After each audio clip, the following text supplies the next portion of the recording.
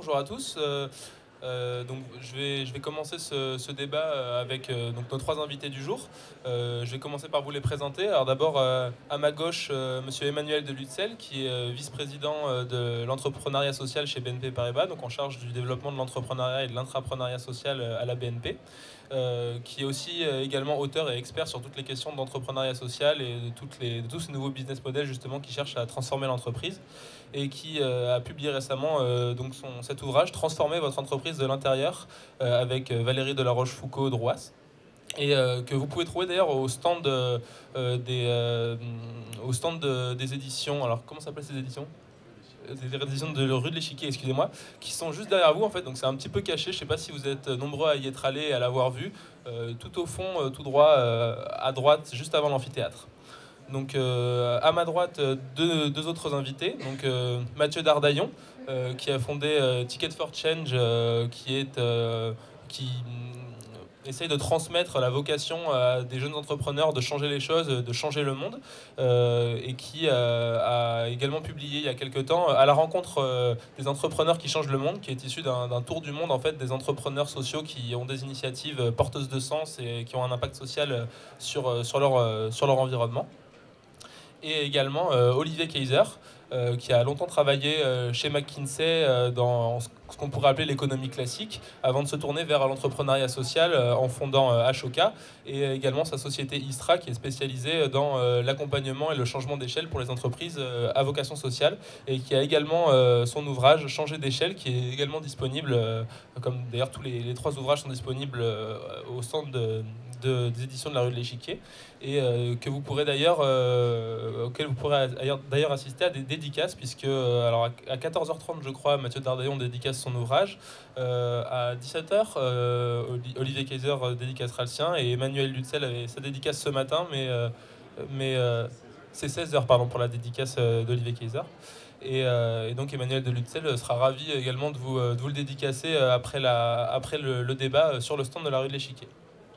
Donc, comme je vous le disais, le thème d'aujourd'hui sera comment les entreprises, entre guillemets, peuvent changer le monde, comment les nouveaux business models peuvent apparaître, comment on peut transformer l'entreprise pour qu'elle ait une vraie vocation sociale, pour qu'elle ait un impact au-delà de ses activités qui sont de faire du profit. Je pense que vous êtes nombreux à comprendre la nécessité de ce changement aujourd'hui. D'ailleurs, on le voit puisqu'aujourd'hui, on a encore beaucoup de monde sur ce débat. On a bien compris que c'était nécessaire de changer les choses et c'est aussi pour ça que ProDurable existe. Mais la question que j'aimerais poser aujourd'hui pour commencer ce débat, c'est puisqu'on sait pourquoi il faut changer les choses, puisqu'on en voit la nécessité, comment on fait concrètement, par où on commence, que ce soit dans les grandes entreprises comme la BNP, que ce soit dans des petites structures comme les entrepreneurs que Mathieu Dardaillon a pu rencontrer dans son tour du monde. Comment on fait pour donner une véritable échelle à ces projets, comment on fait concrètement et par où on commence. Alors je ne sais pas si vous pouvez peut-être chacun vous donner votre ressenti qui est sans doute différent de par vos expériences sur ces questions-là. Si quelqu'un veut commencer peut-être. Oui, bonjour à tous. Alors, il y a deux aspects. En fait, il y a l'aspect de l'entreprise et puis il y a l'aspect des gens de l'entreprise. L'entreprise a sa propre dynamique, sa propre logique. Et de plus en plus, enfin, les sujets de responsabilité sociale de l'entreprise sont vraiment devenus des sujets stratégiques qui s'ancrent dans le cœur de métier de l'entreprise. Et puis à côté de ça, il y a les gens de l'entreprise. Et enfin, moi, je me suis un petit peu spécialisé sur ce sujet en écrivant ce livre sur les intrapreneurs sociaux. C'est tiré de ma propre expérience en tant que fondateur des activités de microfinance de BNP Paribas. Moi, je suis intimement convaincu que de l'intérieur de l'entreprise, des gens peuvent faire bouger l'entreprise pour un monde meilleur. Pourquoi? Parce que d'une part, beaucoup de salariés sont souvent engagés à titre tout à fait privé dans des activités de bénévolat. Et puis de plus en plus, les entreprises, comme c'est le cas chez nous, on a à peu près 1 millier de salariés dans des réseaux de bénévolat. De plus en plus, donc, les salariés vont être aidés par leur entreprise pour faire des choses dans le cœur de métier de l'entreprise. Pardon. Et donc, ces deux éléments, l'entreprise en tant qu'entité collective et puis les individus de l'entreprise, amènent à un monde meilleur. Et c'est pour ça que j'ai écrit ce livre, parce que beaucoup m'avaient posé la question, j'ai envie de changer quelque chose dans mon métier, comment est-ce qu'on peut faire? Donc j'ai interviewé une vingtaine d'intrapreneurs sociaux dans d'autres entreprises, pour la plupart des grandes entreprises, Et ce sont un peu les méthodes de ces intrapreneurs sociaux. Et de votre côté, que ce soit dans les petites structures que vous avez pu rencontrer ou vous, Olivier Kayser, dans votre activité de conseil, est-ce que c'est quelque chose que vous retrouvez, un sentiment que vous partagez?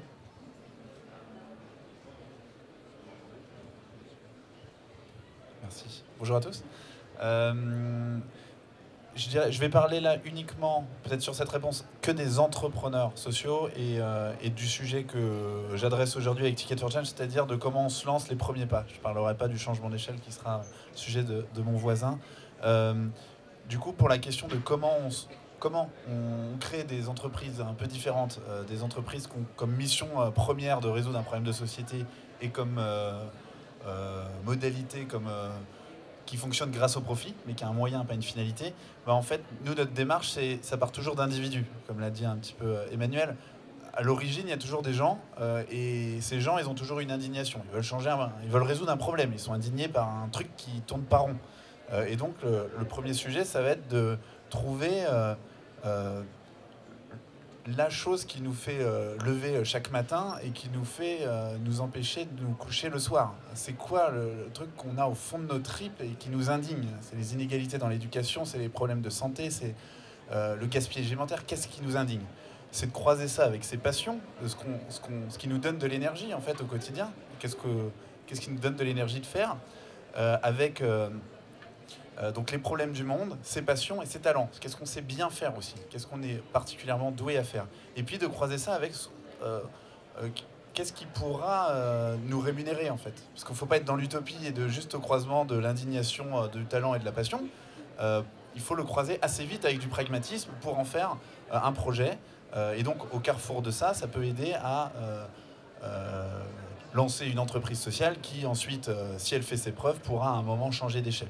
Mais en tout cas, nous, notre démarche, c'est au carrefour d'un individu qui part de ses indignations et rentrer dans du pragmatisme pour en faire un projet d'entreprise différent, mais il faut que ce soit concret.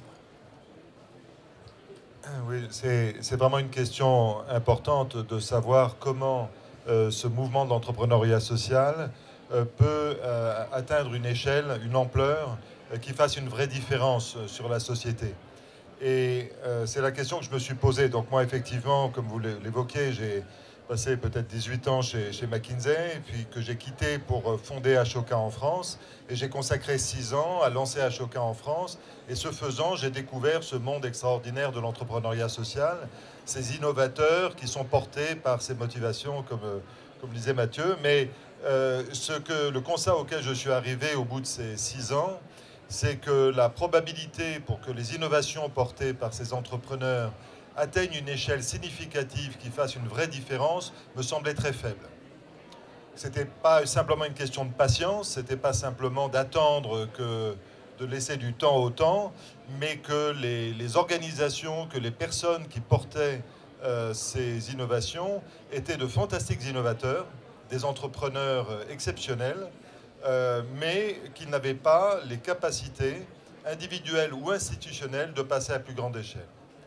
Et donc, c'est comme ça que j'ai décidé de quitter Ashoka et de monter ce cabinet de conseil, en me disant que dans l'ensemble des innovations développées par les entrepreneurs sociaux, celles qui pouvaient être transformées dans des business models rentables, comme l'évoquait Mathieu, celles-là qui pourraient être de ce fait intéressants pour des grandes entreprises, on pourrait utiliser les grandes entreprises comme levier pour amener ces solutions à plus grande échelle. Le constat, une phrase que j'utilise souvent, c'est dire que le laboratoire de l'innovation sociale est plein, mais que l'usine de sa globalisation est vide. Et que l'enjeu aujourd'hui, et ce qui n'est pas le constat qu'on aurait pu faire il y a 10 ans, il y a 20 ans, mais aujourd'hui, il y a quantité de solutions qui ont été développées, dont Mathieu fait état dans son livre. Consultez le site d'Ashoka, vous verrez la quantité extraordinaire de solutions qui ont démontré qu'elles marchaient au niveau sociétal, au niveau commercial, mais à petite échelle, au niveau local. Donc le laboratoire est plein. Qu'est-ce qu'on peut faire pour sortir ces innovations du laboratoire, les faire passer dans l'usine et atteindre des millions, des centaines de millions de personnes? Je crois que c'est l'enjeu de notre époque. C'est moins une question d'innovation qu'une question de passage à l'échelle. Très bien, merci. Du coup, moi, la question qui me vient en réaction à vos propos, vous dites qu'on connaît des solutions, qu'on a des individus qui ont envie de changer les choses, qui ont une indignation, qui ont des talents, et qu'on peut trouver un business model qui concilie à la fois la volonté de régler les problèmes sociaux et de se rémunérer.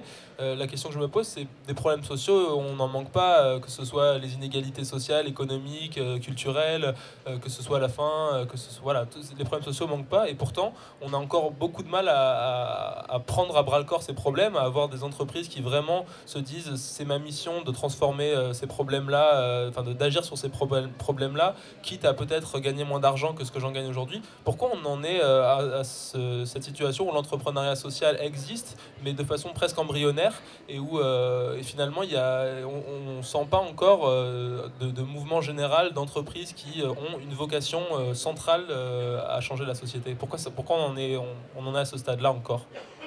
Si quelqu'un veut répondre en premier, peut-être. Pour lancer le débat, je pense que la question, enfin la réponse à votre question est un peu contenue dans votre question. Quand vous dites « quitte à gagner moins d'argent », c'est le genre de phrase qui nous tue. Parce que si on commence à dire « oui, mais on va gagner moins d'argent », par définition, dès qu'on pose la question, on va se cantonner à en faire un peu. Parce que donc on va en faire de façon mineure, on va accepter sur une partie de notre portefeuille d'activité de gagner un peu moins d'argent, mais on en gagne tellement par ailleurs qu'on arrive à... On peut se le permettre, disons. Mais quand on est dans cette logique-là, on est dans la logique de la philanthropie, on est dans la logique du petit précaré gentil, et dont on va parler peut-être dans le rapport annuel, mais on a mal posé le problème. La question est de savoir comment arriver à développer des business models suffisamment innovants pour qu'on gagne autant d'argent, voire plus, que lorsque dans les autres activités traditionnelles. C'est pas parce que les gens sont pauvres qu'ils ne sont pas des clients qui peuvent être aussi rentables que des clients riches.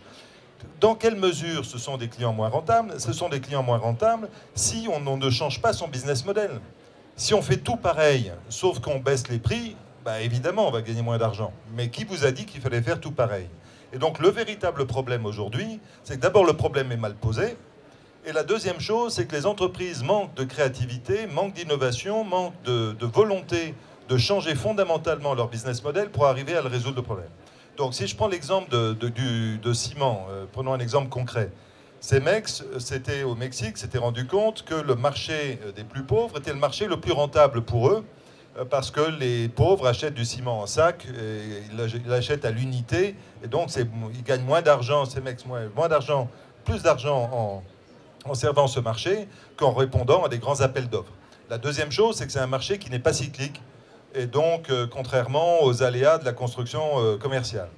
Donc il s'est dit comment pénétrer ce marché-là. Ils ont essayé de baisser le prix du ciment, reprenant la logique que vous évoquez, et comme par hasard, ils n'ont pas vendu un sac de ciment de plus. Il n'y a personne qui se dit, tiens, il y a des soldes sur le ciment, je vais construire une maison.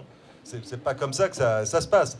Les gens, quand ils ont un problème pour construire une maison, c'est toute une série de problèmes. Ils n'ont pas simplement besoin de ciment, ils ont besoin de tous les autres matériaux de construction, ils ont besoin d'assistance technique, ils ont besoin de livraison, ils ont besoin de financement, ils ont besoin d'accompagnement. Et ce n'est que si on résout leurs problèmes dans son ensemble qu'on arrive à vraiment résoudre le problème. Et donc, en gros, pour faire court, Cemex a développé un programme qui s'appelle Patrimonio, qui donne une solution globale aux familles, qui garantit la satisfaction. Il facture une marge supplémentaire de 28% sur les matériaux de construction. Donc non seulement les matériaux de construction ne sont pas vendus moins cher, mais en plus, il rajoute une couche de 28% compte tenu des services qui sont apportés à ces familles. Il y a aujourd'hui 450 000 familles qui ont fait des projets avec eux. 80% de ces familles, dans les 2 ans, refont un nouveau projet. Et c'est aujourd'hui le canal de distribution le plus rentable de Cemex. Donc la question qui se pose vraiment, c'est si ils arrivent à gagner tellement d'argent avec ce business, pourquoi eux-mêmes n'exploitent-ils que 10% du marché potentiel? Et pourquoi leurs concurrents ne les ont pas copiés? C'est ça la vraie question. Alors la réponse à la question sur Cemex, c'est qu'ils l'avaient mis dans la division développement durable. Et c'est le jour où ils l'ont sorti de la division développement durable et RSE, etc., qu'ils l'ont sorti et qu'ils l'ont mis dans les opérations commerciales, que le business s'est complètement transformé et qu'il y a eu une croissance aujourd'hui qui est vertigineuse de cette activité-là. Donc le fait de les avoir mis dans la direction développement durable les a protégés, parce qu'ils ont mis 5-10 ans à finaliser le business model. Donc s'ils les avaient mis dans le business classique, il n'y aurait jamais eu la patience de faire toute cette innovation. Mais cette protection devient une prison si à temps on ne les sort pas pour les amener dans le monde commercial classique. Est-ce que l'un d'entre vous veut réagir peut-être sur ça ? La question de la rentabilité des entreprises sociales, c'est un sujet récurrent depuis des siècles. Enfin, il y avait au XVe siècle, il y avait eu un débat à l'intérieur de l'Église catholique sur le problème de la rentabilité des monts-de-piété, parce que les monts-de-piété étaient à l'époque une innovation, et il y avait des théologiens qui disaient non mais c'est pas possible, les monts-de-piété prêtent aux pauvres et avec un taux d'intérêt. Et il y a eu pendant 50 ans ce débat théologique sur la question de savoir s'il était légitime d'un point de vue théologique, d'un point de vue moral, de prêter aux pauvres avec un taux d'intérêt. Ce qui a été tranché finalement sur la question, il faut qu'il y ait un taux d'intérêt pour couvrir les frais, mais que ce taux d'intérêt reste un taux d'intérêt raisonnable. Et c'est toute la question, c'est-à-dire qu'il faut qu'il y ait une couverture des coûts au minimum. Il faut si on veut qu'il y ait un changement d'échelle, de ce dont parle Olivier Kaiser, il faut qu'il y ait un modèle économique qui soit rentable. Après, la question éthique qui se pose, c'est quel est le degré de rentabilité qu'on va rechercher. Nous avons fait le choix chez BNP Paribas d'avoir une couverture des coûts sur nos activités de financement de l'entrepreneuriat social et de la microfinance, parce que c'est aujourd'hui encore quelque chose qui est en incubation, même si ça s'est beaucoup développé depuis une dizaine d'années, mais c'est encore un sujet qui est en développement par rapport aux activités majeures de la banque. Mais ce qui est très important, c'est que les entreprises, aujourd'hui beaucoup plus qu'hier, osent faire ce genre d'innovation, d'une part parce qu'il y a une demande externe à satisfaire, et puis parce qu'il y a en interne aussi des gens dans l'entreprise qui ont envie de faire évoluer l'entreprise dans ce sens. De votre côté, M. Taradian ?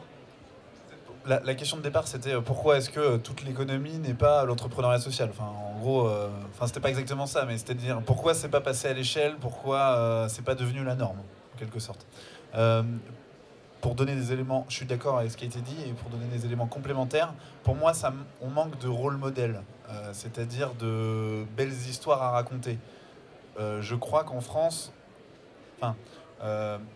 tout le monde connaît le professeur Younous, quelques-uns connaissent des entrepreneurs sociaux à un niveau mondial, et encore trop peu, malheureusement, même si c'est de plus en plus le cas, de gens du très grand public connaissent des entrepreneurs sociaux qui ont un impact à grande échelle en France. Des André Dupont,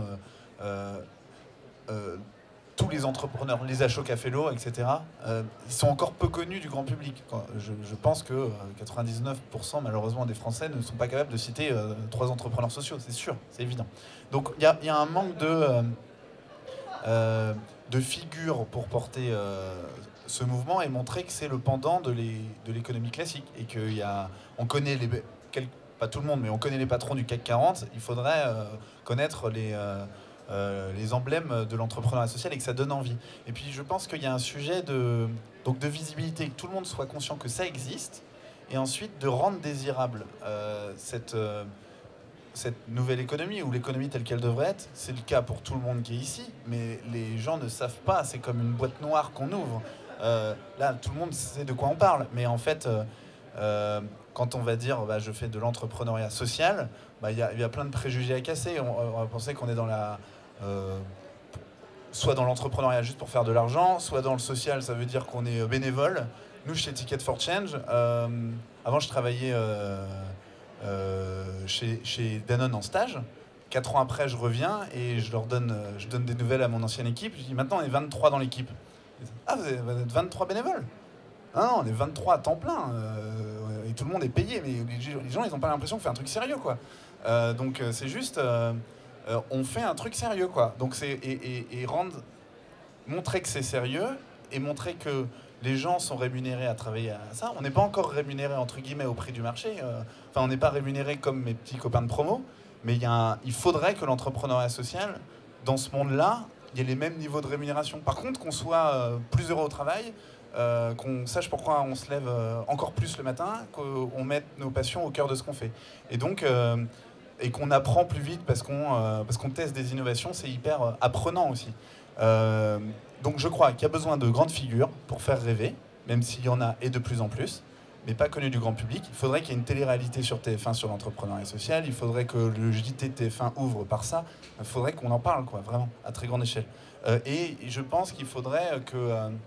donc il faut casser tous les préjugés qui sont derrière, et c'est ça, c'est tout ce travail très très très très long que tous les acteurs doivent faire, du privé, du public, de l'associatif, pour dire qu'en fait on peut réunir ces différents mondes. Ça prend beaucoup de temps. Oui, je crois qu'effectivement, le fait que l'entrepreneuriat social ait une meilleure visibilité, soit plus attirant, c'est certainement quelque chose de très important et d'indispensable. Si tu permets, Mathieu, je ne pense pas que ça soit suffisant. Je pense que ça va continuer à renforcer le laboratoire d'innovation, mais ce n'est pas ça qui va nous faire passer à grande échelle. Parce que les entrepreneurs sociaux dont tu parles, que tu qualifies de grande échelle, avec tout le respect que je te dois, ça reste tout petit. Même les André Dupont, Vitamine T, c'est toujours pas des transformations. Et donc là, je crois qu'à nouveau, pas pour toutes les solutions, pas pour toutes les innovations, mais pour un certain nombre d'entre elles, les grandes entreprises peuvent avoir des actifs inutilisés, inexploités, qui permettent de passer à grande échelle. Je vais vous donner rapidement 2 exemples. La compagnie d'électricité de Bogota, qui s'appelle Codensa, sert le marché des plus pauvres par construction, puisqu'ils ont le monopole et l'obligation de servir les gens qui sont sur leur territoire. Et ils cherchaient à faire en sorte qu'ils s'interrogeaient sur comment faire pour développer la consommation d'électricité par les populations les plus pauvres. Et ils ont constaté que les gens utilisaient peu d'électricité parce qu'ils n'avaient pas beaucoup d'appareils domestiques, électrodomestiques. Et qu'ils n'avaient pas d'appareils parce que personne leur offrait du crédit, parce qu'ils n'étaient pas bancarisés, parce que les banques colombiennes les refusaient. Et donc ils se sont dit, mais après tout, ces clients-là, on les connaît. On sait ceux qui nous payent à l'heure leur facture d'électricité tous les mois. Et donc on serait tout à fait en mesure de leur offrir du crédit. Et donc ils se sont mis à offrir du crédit à ces populations-là à des coûts bien plus faibles que les institutions de microfinance, tout en dégageant un profit supérieur, parce qu'ils n'avaient pas tous les coûts administratifs que les coûts des institutions de microfinance étaient obligés de supporter. Eux, ils envoyaient une facture de toute façon tous les mois, donc tout le système de suivi et de facturation et de collecte de paiement leur coûtait rien, puisqu'ils s'appuyaient sur le système de facture d'électricité. Aujourd'hui, Codensa a un portefeuille de crédit de 500 millions de dollars, et cette activité a rajouté 8% au profit net de l'entreprise. Donc, et c'est une activité qui est légèrement plus rentable que le reste des autres activités de l'entreprise. Mais là, vous imaginez, pour qu'une compagnie d'électricité se dise « je vais offrir du crédit à mes clients en utilisant cette ressource que je n'ai jamais utilisée, qui est cette liste de clients, ce système de facturation, tout ça qui existe, qui est une espèce d'infrastructure qu'il suffit d'utiliser », et ce qui amène à se dire que dans les zones urbaines, en tout cas, les institutions de microfinance ne devraient pas exister, et que ce sont les compagnies d'électricité ou de compagnies d'eau ou de gaz qui offriraient ce service-là, parce qu'eux peuvent le faire à coût marginal nul, à coût administratif nul. Deuxième exemple auquel on a, la création duquel on a contribué, on avait travaillé avec Total et d'autres, GDF Suez et Schneider Electric, sur faire un inventaire des solutions innovantes dans le domaine de l'accès à l'énergie. Ça, c'était en 2009. Et on est revenu après cet examen de tous les entrepreneurs sociaux en disant, regardez, les lanternes solaires, c'est une solution qui est extraordinaire pour les populations les plus pauvres. Ça remplace une lampe à kérosène. Les économies faites sur le kérosène permettent de rembourser la lampe en l'espace de 3-4 mois, donc c'est fantastique. C'est beaucoup moins dangereux à utiliser. Ça donne une lumière d'une bien meilleure qualité. Enfin, c'est vraiment tous les avantages qu'on peut imaginer, plus les aspects environnementaux. Et néanmoins, les familles hésitaient à faire ces achats-là, parce que la lampe à kérosène, elle est chère, elle pue, elle est dangereuse, mais le voisin sait la réparer s'il y a un problème. Alors que cette lanterne solaire, c'était quelque chose qui était un investissement perçu comme extrêmement risqué par ces familles. Et donc, on a dit à Total, si vous étiez disposé à mettre votre marque sur ces lanternes solaires, les vendre à travers vos 4000 stations-service en Afrique en disant, si vous avez un problème, vous pouvez la rapporter à la station-service la plus proche, vous feriez plus pour développer ce marché que n'importe quelle autre institution pourrait au monde. Total a dit oui, ils ont créé Awango, pour ceux qui connaissent l'histoire, qui est une activité qui est rentable chez Total. qui a vendu à ce jour 1 400 000 lanternes solaires, ce qui fait de Total un des plus gros distributeurs de lanternes solaires au niveau mondial. Et surtout, ils ont des ambitions de développement tout à fait accélérées et impressionnantes. Dans tout ça, Total, ça ne lui a rien coûté. Ça ne lui a rien coûté, si ce n'est d'accepter de mettre sa marque sur la lanterne solaire, d'utiliser ses stations-service pour le faire. Donc il n'y a pas eu d'effort, il n'y a pas eu de générosité, il n'y a pas eu de rentabilité moindre. C'était de la rentabilité supplémentaire pour Total. Par contre, c'était une prise de risque. C'était une prise de risque parce qu'il a fallu la volonté du management de dire on va mettre notre marque sur ces lanternes solaires, on va faire des trucs dont on n'a pas l'habitude, on va aller, puis si on met notre marque sur ces lanternes solaires, on va vouloir en contrôler la qualité. Donc il y a eu une prise de risque réelle. Donc les deux exemples, qu'est-ce qu'ils montrent? Ils montrent, comme celui de Cemex d'ailleurs, c'est que les entreprises doivent sortir de la façon traditionnelle dont elles font du business. Il faut de la créativité, il faut de l'innovation. Et pour des gros machins qui sont habitués à fonctionner à des règles et des procédures, parce que c'est la seule façon de faire tourner des gros machins de dizaines de milliers d'employés, c'est difficile. C'est difficile. Mais le potentiel est extraordinaire. Et du coup, justement, c'est quoi le rôle du management dans une entreprise pour faciliter ce genre de démarche, ce genre de dynamique individuelle, d'intrapreneuriat? Alors, de mon expérience personnelle, comme de l'expérience des personnes que j'ai interviewées dans d'autres entreprises pour mon livre, le management a un rôle extrêmement important à jouer pour favoriser ce genre d'innovation. Je résumerai ça avec les 3 R. C'est-à-dire les 3 R, c'est-à-dire ressources, c'est-à-dire reconnaissance et c'est-à-dire réalisation. Je m'explique. D'abord, quand quelqu'un identifie un marché, je pense par exemple le cas de Lafarge que nous connaissons bien, quand quelqu'un identifie un marché qui est en développement, il faut qu'il ait la possibilité d'investiguer ce marché, d'aller sur ce marché pour aller voir comment ce marché peut se développer. Donc c'est des ressources humaines et des ressources financières. Il faut un petit budget, il faut 1, 2, 3 personnes qui vont constituer une micro-équipe de développement de projet. Deuxième chose, c'est la reconnaissance, c'est-à-dire que l'entreprise reconnaisse qu'on veut explorer des business models innovants et pas simplement de faire ce qu'on a déjà fait depuis 150 ans. Et c'est là où le rapprochement avec les startups, je me tourne vers Mathieu qui est un des spécialistes du sujet, le rapprochement avec les startups peut être extrêmement intéressant parce que ça peut donner des idées à des grandes entreprises. Et aujourd'hui, c'est pas uniquement avec les startups sociales, mais c'est d'une manière générale, les grandes entreprises vont chercher beaucoup d'idées dans les startups en les incubant. Et troisième aspect, c'est la capacité de réalisation. Et là, je prendrai l'exemple de BNP Paribas. Il y a 10 ans, ça n'existait pas, mais aujourd'hui, c'est quelque chose, c'est une innovation qui existe chez BNP Paribas, qui s'appelle People's Lab. Nous avons construit en interne une innovation, c'est-à-dire un laboratoire interne qui permet d'incuber des intrapreneurs. Donc, il y a 10 ans, moi, en tant qu'intrapreneur, j'ai fait le tour de la maison, et c'est ce que je raconte aussi sur d'autres intrapreneurs dans d'autres entreprises, je pense à Leroy Merlin, à Renault, etc. Au lieu de chercher à convaincre individuellement des personnes et de trouver un sponsor au niveau du top management, aujourd'hui, nous avons un processus depuis 1 an, ça s'appelle donc le People's Lab, qui va réunir pendant 3 mois et demi un certain nombre, 15-20 intrapreneurs.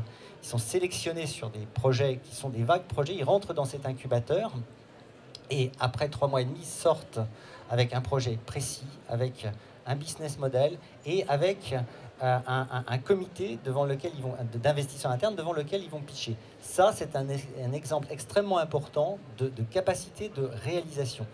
Donc, les ressources, la réalisation et la reconnaissance, c'est les 3 éléments qui sont importants du point de vue du management de l'entreprise. Donc, il y a quand même un changement important et concret à avoir dans la structure de l'entreprise pour pouvoir permettre ça. Et est-ce que c'est quelque chose aussi qu'on retrouve dans les petites structures ou c'est propre aux grandes de devoir se transformer fondamentalement pour laisser place à l'entrepreneuriat social?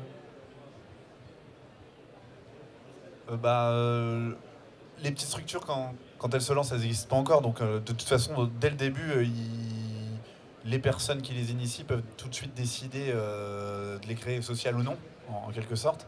peut-être un sujet qui rassemble les différentes discussions, c'est le sujet des alliances entre les grands groupes, les entrepreneurs sociaux, qui peuvent être une opportunité pour les uns comme pour les autres. Ce que j'ai pu expérimenter sur le terrain, inspiré aussi par vos, vous ne le savez pas encore, mais par vos travaux justement sur le travail sur l'énergie aux Philippines, et c'est raconté dans le livre.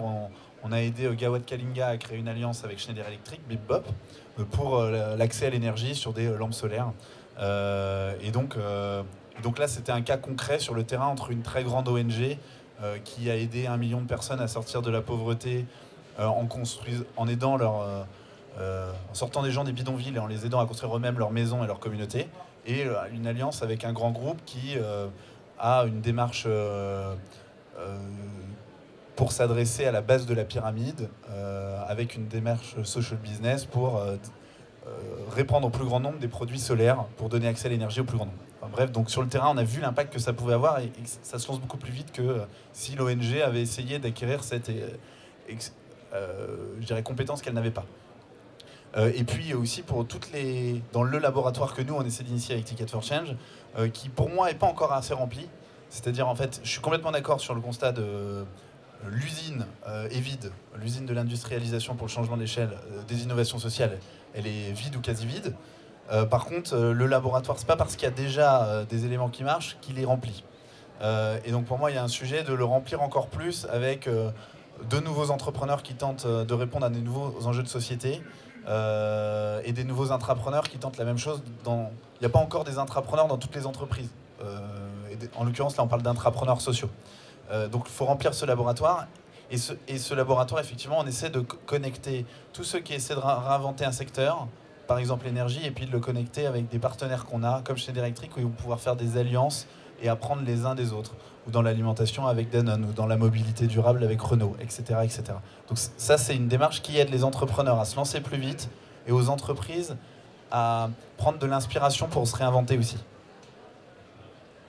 Non, je tiens évidemment confirmer le fait que le laboratoire n'est pas complètement plein, mais mon point est à quoi ça sert de continuer à le remplir si jamais rien passe dans l'usine.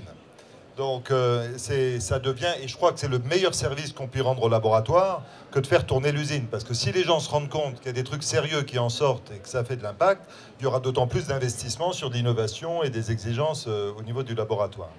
Donc, toutefois, ces points sur les alliances, c'est très très important parce que les grandes entreprises que j'ai décrites comme des machins bureaucratiques et plein de procédures, elles ont aussi une autre caractéristique, c'est qu'elles sont fantastiquement arrogantes.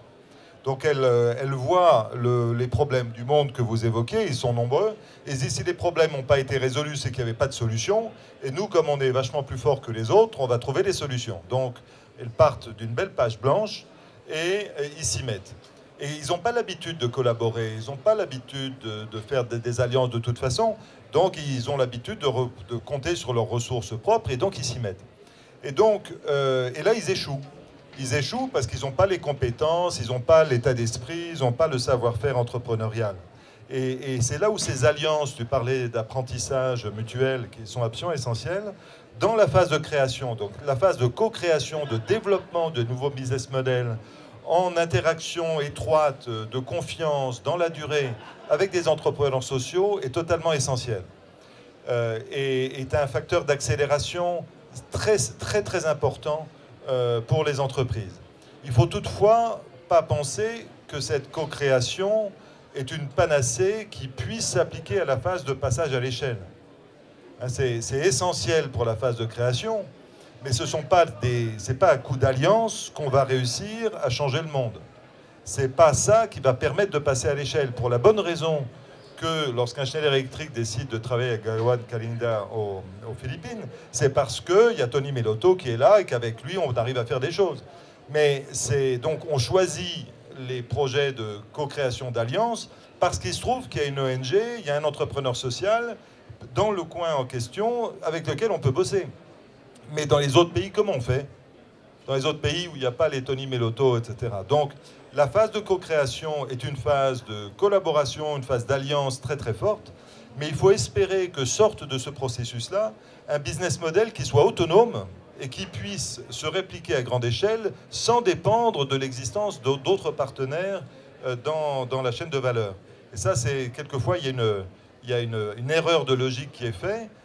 Certes, la co-création se fait, enfin, les phases d'initiation, d'innovation gagnent beaucoup à être faites ensemble, en collaboration. Par contre, les phases de passage à échelle, en général, doivent se faire de façon autonome, de façon à être beaucoup plus rapide et efficace. Merci. Je ne sais pas si quelqu'un a peut-être une dernière réaction, un élément à apporter. Sinon, après, on prendra peut-être des questions de l'auditoire.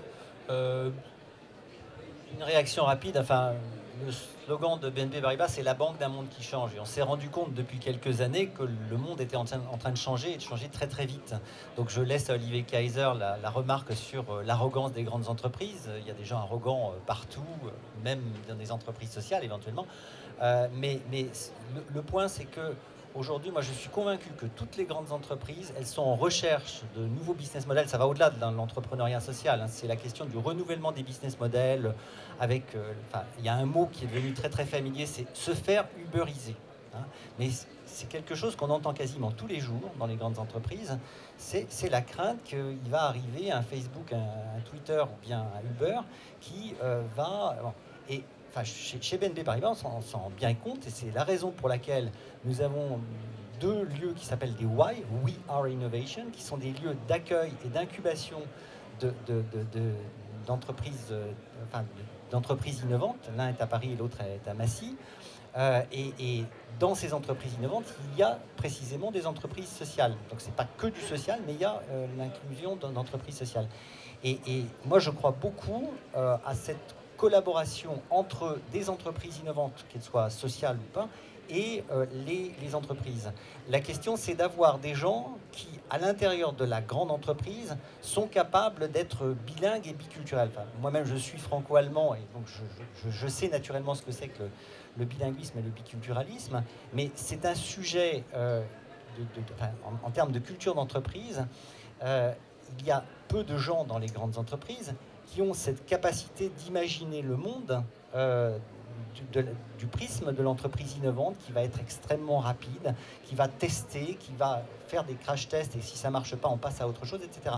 On a tendance à vouloir, parce qu'on est issu de l'époque industrielle, on a tendance à vouloir faire des modèles qui sont valables pour l'éternité. Mais aujourd'hui, on s'est bien rendu compte que ce sujet s'est dépassé, qu'il faut justement non pas avoir une incantation à l'innovation, mais véritablement bâtir avec les entreprises innovantes, dont les entreprises sociales, bâtir ensemble l'avenir. Juste apporter de l'eau au moulin d'Emmanuel, parce que lorsque j'ai créé Istra il y a 7 ans, et on a travaillé aujourd'hui avec une quarantaine de grandes entreprises à travers le monde sur différents sujets, moi je m'étais dit au départ que ça allait surtout, que la difficulté de notre boulot allait être de trouver des bonnes idées, de trouver de nouvelles stratégies qui permettent de concilier les objectifs de rentabilité et l'impact sociétal. Je pensais que ça allait être ça la difficulté principale. Et en fait, à l'usage, c'est pas le cas du tout. Ça, c'est la partie facile et en plus sympa. Ensuite, il faut se taper de faire changer ces organisations. Et aujourd'hui, ce que je vois vraiment comme le goulot d'étranglement, le facteur limitant, ce qui va dicter la vitesse de transformation du monde, c'est la qualité et le nombre de ces intrapreneurs sociaux au sein des grandes entreprises. Là, c'est facile d'avoir 1 ou 2 généraux et les bonnes stratégies, mais trouver les sergents qui vont faire transformer avec ces entreprises, qui connaissent les boîtes, qui connaissent leur culture, qui ont leur réseau personnel et qui sont capables de les amener dans cette transformation. Et là, il nous en faut pour chaque entreprise, il en faut des dizaines, des vingtaines, des centaines. Et ça, aujourd'hui, je perçois ça comme étant le facteur limitant. C'est pas les entrepreneurs sociaux, c'est pas les stratégies, c'est la qualité et la quantité de ces gens qui vont qui vont être les acteurs de la transformation de ces entreprises. C'est pour ça que des livres comme celui-ci sont particulièrement bienvenus, même de banquiers.